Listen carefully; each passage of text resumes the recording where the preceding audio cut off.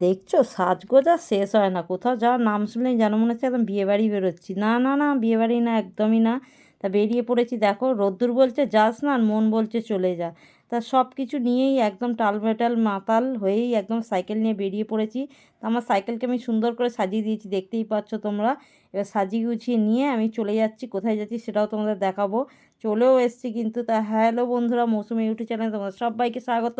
ও বাবা, আবার দেখো এখানে কি গোলা দিয়ে দিয়েছে। গোলাটা খেতে খেতে মনে হচ্ছে মন প্রাণ সব জুড়িয়ে গেল। তা আমি যেটা বলছিলাম তোমাদের, তা ভিডিওটা কেউ স্কিপ করো না, পুরোটা দেখার অনুরোধ রইলো। তা দেখো আমার মা শুয়ে সেখানে পাখা নাড়ছে, কেন বলো তো, মাথার ওপর যে ফ্যানটা চলে সেটা বন্ধ হয়ে গেছে। তা যাই হোক, আমি ঢুকতে ঢুকতে মা বললো এমন সময় এলি, কারেন্টটাও চলে গেল। আমি বললাম যাক গে, কারেন্টও ভাবলো যে যা ঝড় আসছে, আমাকে এক্ষুনি গেলেই এসি ফ্যান হয়তো দুটোই সার্ভিস দিতে হবে, তার থেকে আমিই বন্ধ হয়ে যাই।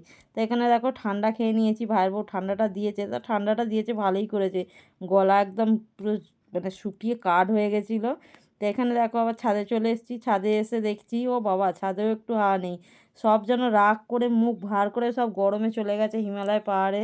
তা যাই হোক, আর আমি এখানে কি করব, আমি ছাদেই এখন ঘুরছি। আমার মেয়ে তো এসেই বডি ফেলে দিয়েছে যে আমি এখন ছাদেই শুয়ে থাকবো। তা না, তুই শো, আমি একটু ঘুরেই বেড়াই, গরমে আর কী করবো, না পাচ্ছি বসতে, আর এদিকে মশা আছে। তা যাই হোক, কারেন্টটা আসবে কি না জানিও না। তা সবার হাতেই দেখছি সব পাখা, কে বাইরে ঘুরছে, আর এখানে দেখো গাছের পাতাগুলো চুপচাপ দাঁড়িয়ে আছে। তারা যেন মনে হচ্ছে প্রতিজ্ঞা করে নিয়েছে যে তারা আর নড়বেই না। যাই হোক, আমাদের এই গরমের মধ্যে এখন 1 ঘন্টা সাইকেল চালিয়ে এসেছি, এবার গরমের মধ্যেই আমাদের বসে থাকতে হচ্ছে। তাই এদিকে দেখো আমি ছাদে ঘুরতে ঘুরতে তো আরও ঘেমে যাচ্ছি। তা যাই হোক, আমি এবার ভাবছি একটু বসবো। তা বসার তো কোনো জো নেই। এদিকে দেখো কাক উঠছে, সেও তো মাথার ওপর দিয়ে চলে যাচ্ছে। আর এদিকে দেখো কত জামা কাপড়ও মেলা, কখন আমার ভাইয়ের বউ তুলবে কে জানে।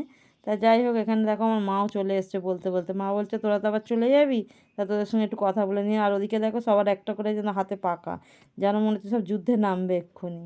তা দেখি মনে হচ্ছে। যাই হোক, আমিও এখানে বসেও আছি, বসে পড়েছি।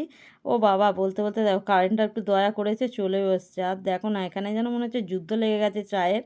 এখানে সব যে যার মতো চায়ের দোকান, দেখো ছোটোখাটো মনে হচ্ছে না চায়ের দোকান। এখানে সব বিস্কুট চা নিয়ে সবার মতো বসে পড়েছে। এখানে কতজন মেম্বার আছে বলো তো।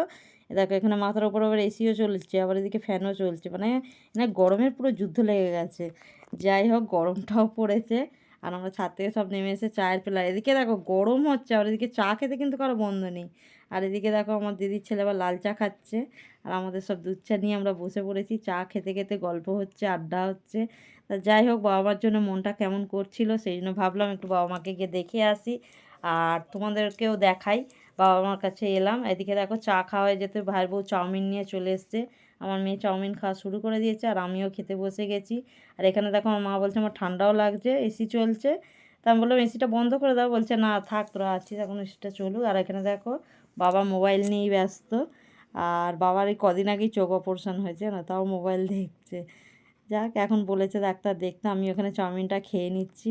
খেয়ে দিয়ে নিয়ে আবার তোমাকে বাড়ির দিকেই রওনা দিতে হবে, যেহেতু যেতেই হবে। থাকার কোনো উপায় নেই গো, মেয়ের কালকে পড়া আছে, ওই জন্য চলে যেতে হবে। মাকেও দেখো চাউমিন দিয়েছে, মা বলছে আমাকে অল্প করে দাও।